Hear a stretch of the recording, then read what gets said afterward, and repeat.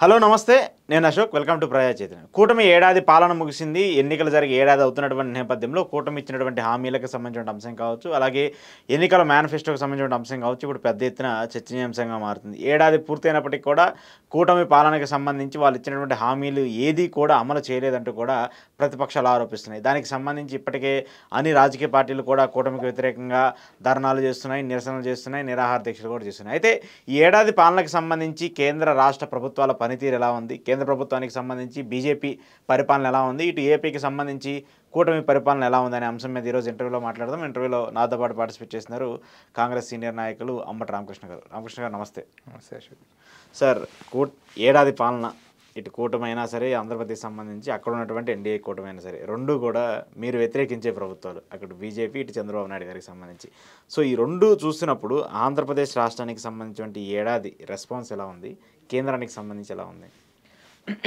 ముందుగా ఆంధ్రప్రదేశ్ రాష్ట్రానికి సంబంధించి ఏడాది పరిపాలన తీసుకుందాం పరిపాలనలోకి రావడానికి ముందు చంద్రబాబు నాయుడు గారు కావచ్చు లేకపోతే పవన్ కళ్యాణ్ గారు కావచ్చు ఇచ్చిన హామీలు ఏదైనా సరే గతం ప్రభుత్వం అంతకు ముందున్న వైఎస్ఆర్సీపీ ప్రభుత్వాన్ని వాళ్ళు పోల్చుకుంటూ ఆ ప్రభుత్వం అమలవుతున్న పథకాల కన్నా మెరుగైన పథకాలు అధిక సంక్షేమం అధిక అభివృద్ధి ఇవి రెండు కూడా మేము చేస్తాము మాకు క్లియర్ పిక్చరు క్లారిటీ ఉంది చంద్రబాబు నాయుడు లాంటి సీనియర్ నాయకుడు ఈ రాష్ట్రానికి ముఖ్యమంత్రి అయితేనే మళ్ళా ఈ రాష్ట్రం ఈ విధ్వంసం నుంచి నిలబెట్టబడుతుంది అట్లే చంద్రబాబు నాయుడు గారు కూడా చెప్పుకున్నారు నాకున్న సీనియారిటీలో నేను ముఖ్యమంత్రి అయితే తప్ప మళ్ళీ ఈ రాష్ట్రం బాగుపడే పరిస్థితి ఉండదు ఈ సంక్షేమ కార్యక్రమాలు ఈ అప్పులు ఇదంతా సరిదిద్దాలంటే నేను వస్తేనే దీన్ని సరిదిద్దగలుగుతా ఈ ప్రస్తుతం ఉన్న అప్పు ఎంతో మాకు తెలుసు ఆ అప్పు ఎంత ఉందో తెలిసినా కూడా నేను ఇచ్చిన హామీ ప్రతి ఒక్కటి మా మేనిఫెస్టోలో ఇచ్చిన హామీ ప్రతి ఒక్కటి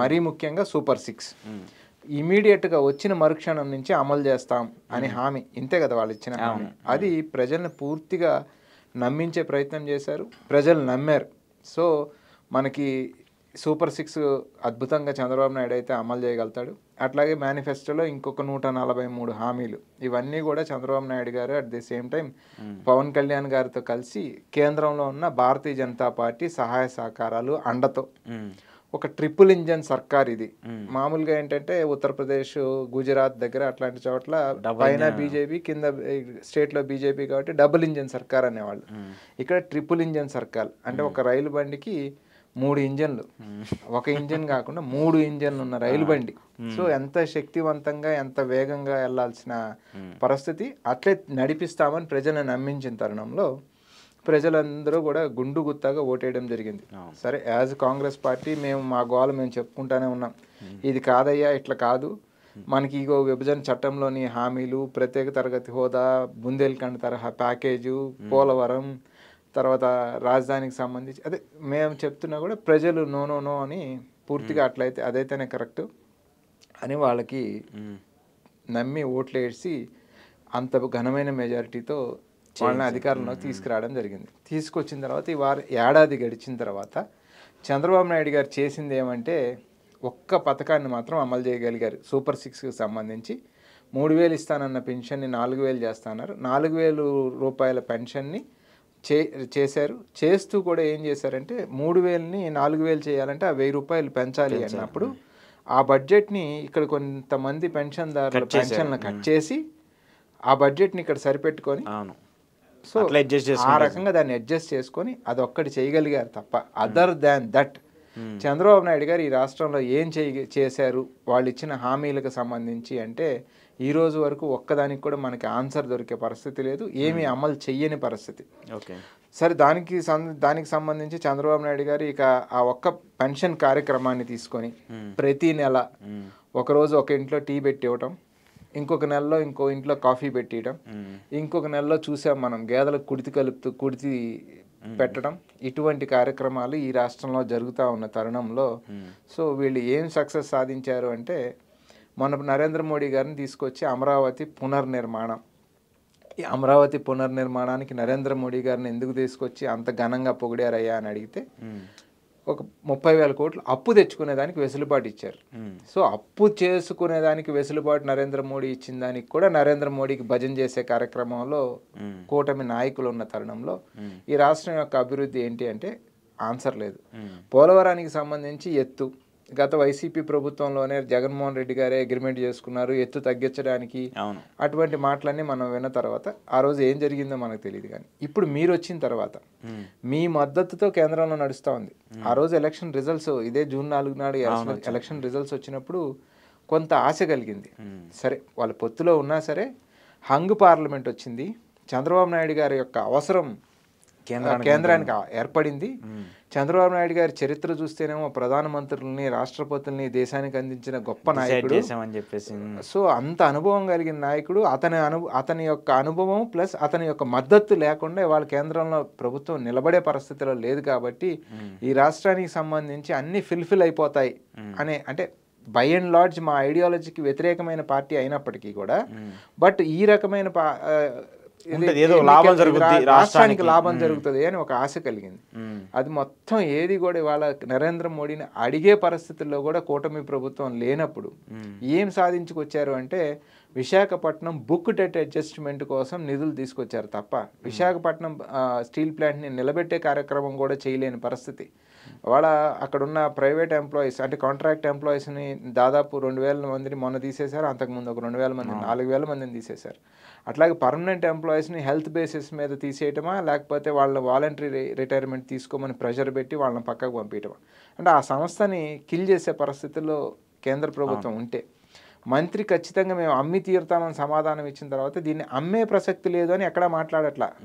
డొంక తిరుగుడు మాట్లాడుతున్నారు తప్ప డైరెక్ట్ ఆన్సర్ ఇంత మటుకు రాని పరిస్థితుల్లో. సో అటు మీకు శ్రీకాకుళం టు అనంతపూర్ తీసుకున్నప్పుడు వాళ్ళ దగ్గర నుంచి మనకు వచ్చిన సహాయ సహకారాలు ఏమిటి అంటే నో ఆన్సర్. అయితే ఒకటి, దేశవ్యాప్తంగా రోడ్లు వేస్తున్నారు, దేశవ్యాప్తంగా రైల్వే లైన్ ఎలక్ట్రిఫికేషన్ చేస్తున్నారు, దేశవ్యాప్తంగా జరిగే ప్రోగ్రామ్ ఏదైతే ఉందో ఆ ప్రోగ్రామ్స్ కూడా ఆంధ్రప్రదేశ్ గుండా సాగుతున్నాయి కాబట్టి అవి మేము సాధించుకొచ్చాం అని చప్పట్లు కొట్టుకోవడం తప్ప సంక్షేమాభివృద్ధి కార్యక్రమాలు ఈ రాష్ట్రంలో పూర్తిగా కుంటుపడింది. మనీ ట్రాన్సాక్షన్ అనేది ఆంధ్రప్రదేశ్ రాష్ట్రంలో పూర్తిగా ఆగిపోయింది.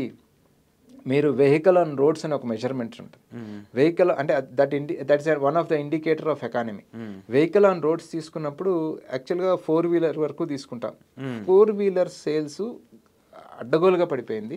అది దేశవ్యాప్తంగా పడింది. సరే 4 వీలర్ కాదు 2 వీలర్ అన్నా తీసుకుందాం అనే పరిస్థితికి వచ్చినప్పుడు 2 వీలర్ సేల్స్ కూడా లోయెస్ట్ ఇన్ ఆంధ్రప్రదేశ్, ఇండియా మొత్తంలో లోయెస్ట్ ఇన్ ఆంధ్రప్రదేశ్. సో దాన్ని బట్టి ఇట్ ఇండికేట్స్ ఎకానమీ ఎంత ఘోరంగా ఉంది అనేది. Money transaction, money flow, GST collections పడిపోయినాయి. సో ఇవన్నీ చూసుకున్నప్పుడు ఆ రాష్ట్రం యొక్క పరిస్థితి ఏమి, అంత అనుభవజ్ఞుడైన ఎంఏ ఎకనామిక్స్ చదివిన చంద్రబాబు నాయుడు గారు ఆ రాష్ట్రాన్ని ఏ దిశగా తీసుకెళ్తా ఉన్నారు అన్నప్పుడు మనకు అర్థమవుతా ఉంది. చంద్రబాబు నాయుడు నిత్యం మోడీ గారితో చెవులో మాట్లాడగలిగిన పవన్ కళ్యాణ్ గారు ఆ రాష్ట్రానికి నిధులు ఏం తీసుకొస్తారంటే సినిమా షూటింగ్లు తీసుకుంటున్నారు, తన సినిమా గురించి టికెట్ల గురించి మాట్లాడుకుంటున్నాడు తప్ప రాష్ట్ర ప్రయోజనాలు పూర్తిగా గాలికి వదిలేశారు అనేది మనకు అర్థమవుతా ఉంది. అంటే ఇక్కడ ఒకటి ఉంటుంది అశోక్ గారు, కేంద్రం యొక్క మద్దతు, కేంద్రం యొక్క సహాయం రాష్ట్రానికి అనే కాన్సెప్ట్ నడుస్తుంది సహజంగా. ఇప్పుడు ఆంధ్రప్రదేశ్ రాష్ట్రంలో అది పోయింది. మోడీ అమిత్ షాల యొక్క సహాయం, మోడీ అమిత్ షాల యొక్క మద్దతు ఇక్కడున్న రాజకీయ నాయకులకి, ముఖ్యమంత్రికో ప్రతిపక్ష నాయకులకో ఉందా లేదా అనే ఈక్వేషన్లో రాష్ట్రం నడుస్తూ ఉన్నప్పుడు కేంద్రం రాష్ట్రం కన్నా కూడా వ్యక్తుల యొక్క ఈక్వేషన్స్, వ్యక్తుల యొక్క లాభాలు, వ్యక్తుల యొక్క నష్టాలు, వ్యక్తుల యొక్క ఇబ్బందులు, దాన్ని ఎవరు ఆదుకునేవాళ్ళు, ఈ ఈక్వేషన్లో ఆంధ్రప్రదేశ్ నడుస్తూ ఉన్నంతకాలం ఆ రాష్ట్రం ఎంతవరకు ముందుకెళ్తుంది అనేది మనకు అర్థం కాని విషయం. సో ఈ ఏడాది పాలన పెద్దగా ప్రజలకు ఒరిగింది ఏమీ లేదంటారు మీ ప్రజెన్స్ చూస్తుంటే? పెద్దగా ఒరిగిందని కాదు, అంటే అసలు ఒరగడమే లేదంటారు. ఏం ఒరిగింది అంటే ఒక్క నేను చెప్పిన పెన్షన్ స్కీము కొంతమందికి కొన్ని లక్షల మందికి తీసేసి మిగతా వారికి ఆ 1,000 రూపాయలు యాడ్ చేయడం మినహా రాష్ట్రంలో వేరే ఏం జరిగింది? పోనీ మీరే అమరావతికి సంబంధించి ఏమన్నా వాళ్ళు ఏమన్నా ఫండ్స్ మనకి ఏమన్నా మద్దతు హెల్ప్ ఇచ్చారా, లేకపోతే బుందేల్ఖండ్ తరహా ప్యాకేజ్ ఇచ్చారా, లేకపోతే అదనంగా ఏమన్నా మన పోర్ట్లు కానీ కట్టుకోవడానికి కానీ స్టీల్ ప్లాంట్లు కానీ ఏది లేదు కదా. పోనీ ఎంప్లాయ్మెంట్ జనరేషన్ కోసం సంబంధించి ఏమన్నా 10 కంపెనీస్ని ఇక్కడికి ఏమన్నా మొబిలైజ్ చేసి ఆంధ్రప్రదేశ్కి వెళ్ళండి 10 కంపెనీలు అక్కడ ఎస్టాబ్లిష్ చేయండి పెద్దవనేది ఏదైనా పెట్టారా? ఏం లేదు కదా. So no use. సరే, బీజేపీకి సంబంధించి దేశానికి సంబంధించి ప్రధానంగా ఏమొచ్చినా కూడా బీజేపీ వస్తుందంటే జనాలు ఏం ఆశిస్తారంటే దేశం భద్రతగా ఉంటుంది, లేదంటే ఒక హిందుత్వానికి సంబంధించో ఇతర దేశాలకు సంబంధించో మనం డెవలప్ అవుతున్నాం, దేశ భద్రత బాగుంటుంది అనేటువంటి ఒక ఇండికేషన్ వస్తుంది. ప్రజెన్స్ ఎలా ఉంది, వాళ్ళ పరిపాలన ఎలా ఉంది అనేది పక్కన పెడితే ఈ యొక్క ఇష్యూ వచ్చేసరికి మాత్రం అందరూ ఏకమైపోతూ ఉంటారు, గొంపగుత్తుగా బీజేపీకి సపోర్ట్ చేస్తూ ఉంటారు. అదంతా కూడా మనం చూస్తున్నాం. కానీ ఇలాంటి నేపథ్యంలో దాన్నే రాజకీయంగా చేస్తుందని చెప్పేసి కాంగ్రెస్ పార్టీ ఆరోపించడము, లేదంటే అది పెట్టుకునే రాజకీయాలు చేస్తుందని చెప్పేసి బీజేపీ మీద విమర్శలు చేయడం, అది ఎంతవరకు కరెక్ట్ అంటారు?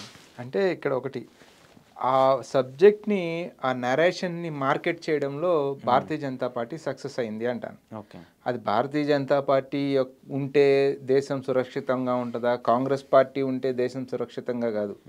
ధైర్యవంతులైన మన మిలిటరీ వాళ్ళు బోర్డర్లో వాళ్ళు కాపలా కాస్తూ ఉంటే, వాళ్ళ ప్రాణాలు పణంగా పెట్టి వాళ్ళు మనల్ని రక్షిస్తూ ఉంటే దేశం సురక్షితంగా ఉంది తప్ప దాన్ని క్రెడిట్ వీళ్ళు తీసుకునే ఒక కార్యక్రమాన్ని చేయడం జరిగింది. సే ఫర్ ఎగ్జాంపుల్ వాళ్ళు ఒక సర్జికల్ స్ట్రైక్ చేశారు, దాన్ని ఎంత మార్కెట్ చేయాలో అంత మార్కెట్ చేశారు. మన్మోహన్ సింగ్ గారు ఉన్న టైంలో 6 సర్జికల్ స్ట్రైక్స్ జరిగినాయి, కానీ మార్కెట్ చేసుకోలేదు, జనాలకి చెప్పలేదు, చేయాల్సిన కార్యక్రమాన్ని పూర్తి చేసి సైలెంట్గా ఊరుకున్నా. సో ప్రచారం చేసుకోవడం, మిలిటరీ అనే ఒక ఫోర్స్ని ముందు పెట్టి దాంట్లో నుంచి ఒక జాతీయవాదం అనేదాన్ని ముందు పెట్టి దాన్ని పేటెంట్ మాదే అని చూపించి, అది కూడా సరిపోనప్పుడు మళ్ళీ మతాన్ని తీసుకొచ్చి హిందుత్వం అని చూపించి ఆ అంశంతో దేశాన్ని నడుపుతున్నారు తప్ప, మీరు you take different indexes, happiness index, అది ప్రెస్ ఫ్రీడమ్ ఇండెక్స్, తర్వాత హౌస్ హోల్డ్ సేవింగ్స్ ఇండెక్స్, అట్లా రకరకాల ఇండెక్స్లు ఉన్నాయి.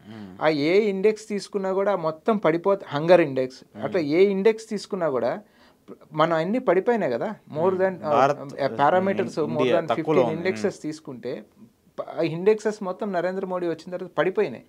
సో ఇండెక్సెస్ అన్నీ పడిపోతా ఉన్న తరుణంలో ప్రజలు బాగున్నారు అని ఏ రకంగా చెప్పగలుగుతాం? So one and the only thing, అక్కడ ఆ మిలిటరీ ఏదైతే ఉందో అది మొన్న ఉంది, నిన్న ఉంది, రేపు ఉంటుంది.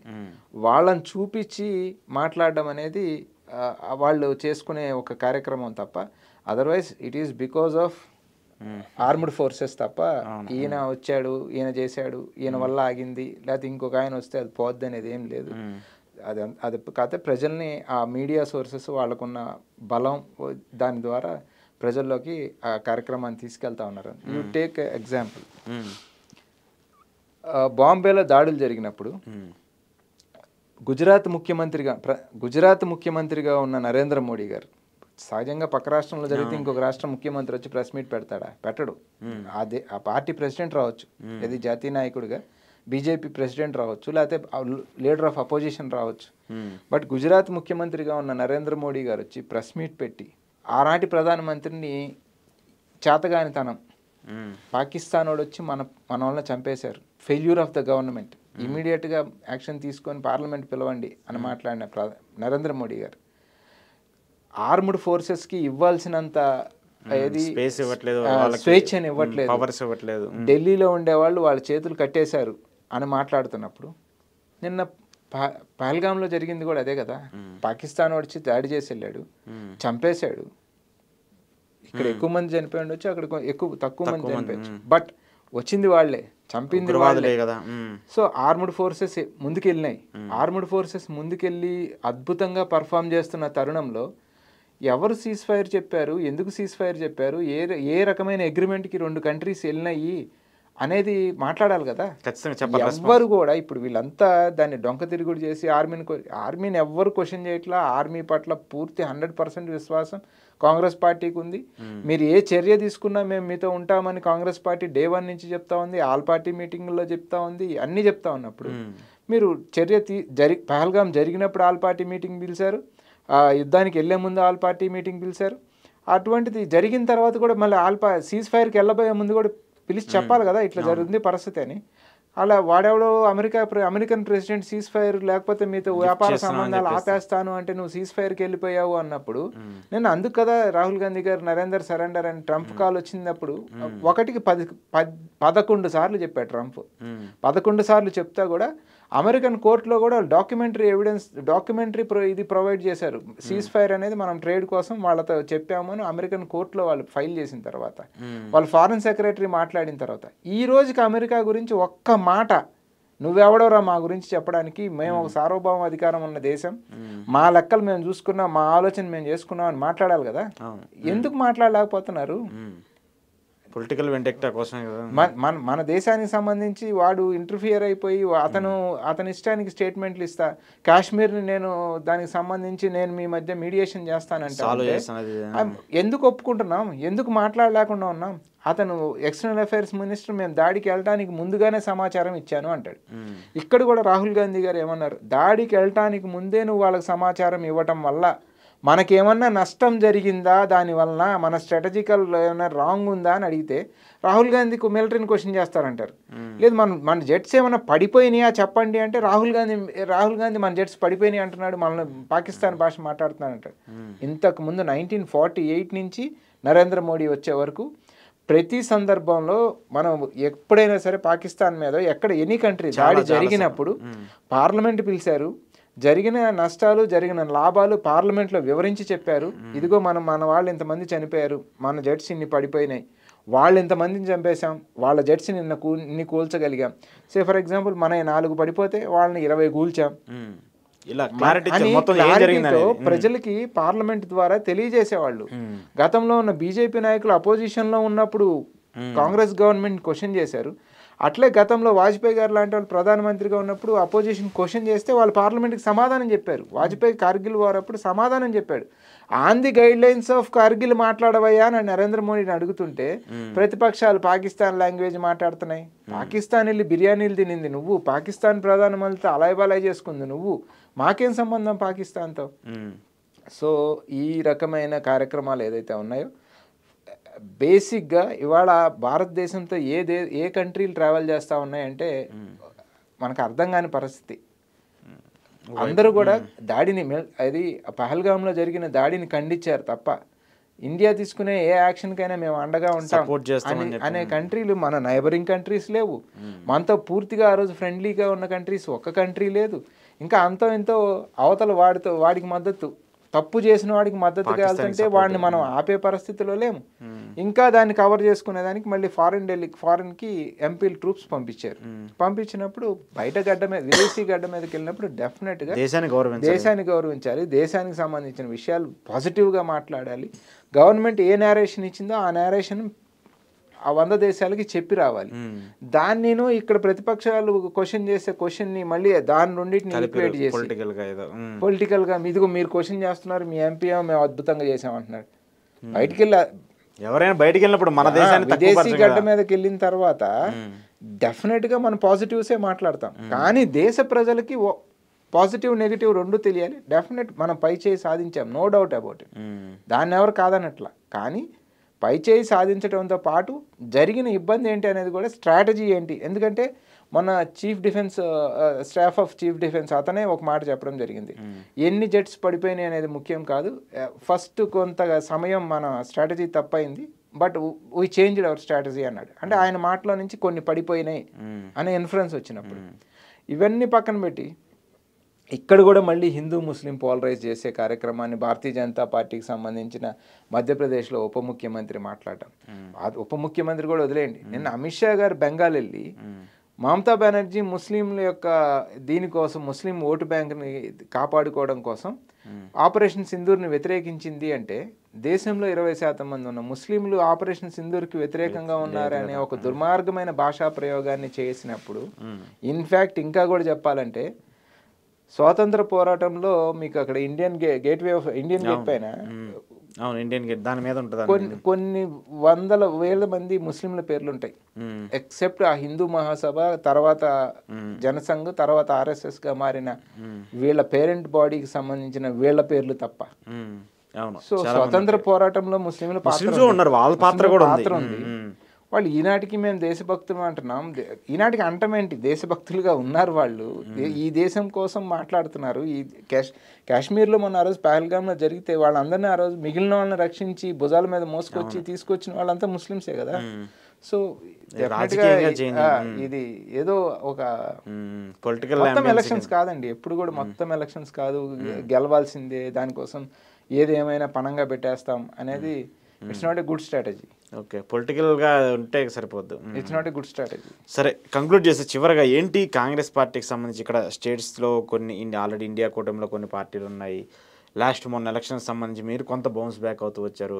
కోర్స్ గవర్నమెంట్ ఫామ్ చేయలేకపోయినా ఒక లీడ్కి అయితే వచ్చింది కాంగ్రెస్ పార్టీ, తన పనితీరుని మెరుగుపరుచుకుంటుంది. సో ఈ పరిణామాలను చూస్తుంటే రాబోయే రోజులు కొన్ని రాష్ట్రాల్లో ఎన్నికలు ఉన్నాయి, దానికి సంబంధించి పొత్తులతో ముందుకెళ్ళిన బీహార్ సంబంధించి కావచ్చు, తమిళనాడుకి సంబంధించి కావచ్చు, ఉత్తరప్రదేశ్కి సంబంధించి కూడా ఉన్నాయి. కాబట్టి ఎలా ఉంటుంది Congress party strategy, what Rahul Gandhi thinks?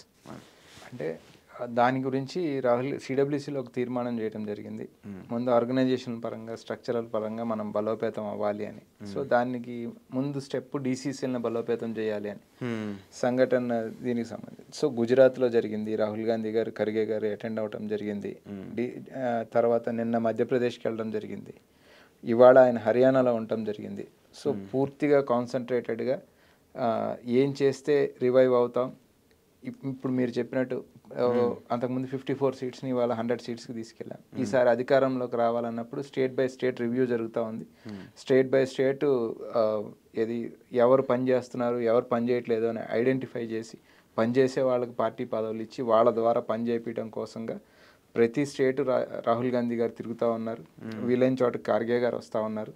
So డెఫినెట్గా ఆర్గనైజేషన్ పరంగా మార్పులు చేర్పులు by the end of this year పూర్తిగా ఇది ఇయర్ ఆఫ్ ఆర్గనైజేషన్ అని మెన్షన్ చేయడం జరిగింది. బెల్గాంలో జరిగింది సిడబ్ల్యూసీలో.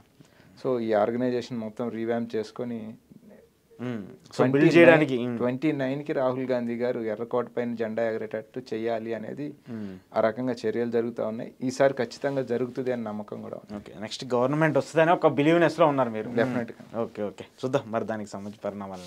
Thank you sir, thank you very much. ఇది అంబటి రామకృష్ణ గారితో ఈరోజు స్పెషల్ ఇంటర్వ్యూ. చూస్తూనే ఉండండి ప్రజాజ్యోతి.